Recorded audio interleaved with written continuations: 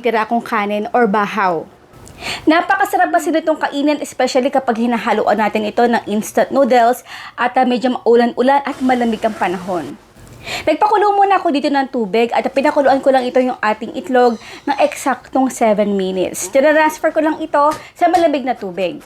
Kakailangan din natin dito ng 2 pirasong garlic, napaka-konting luya at mga kalahati lang ng onion. Maliliit lang yung hiwa ng aking ginawa para naman talaga mag-well blend dito sa ating napakasarap na recipe. Pinainit ko muna dito yung mantika, ginisa ko dito yung ating garlic, onion at ginger for few minutes. Half cup lang ng bahaw yung ating kakailanganin natin dito. Haluin at ilagay na natin dito yung ating instant noodles. At gustong-gusto ko talaga dito yung durog na durog. Guys, nagawa nyo na ba ito sa inyong bahay? Kung nagawa nyo naman, paki-comment naman sa comment box section. At kung ano pa po pwede natin gawin sa mga tira-tira natin mga ulam, mga kanin, para naman magawa natin dito. Naglagay na nga pala ako dito ng tubig, sapat lang para po ibabaw yung ating tubig dito sa ating kanin at noodles.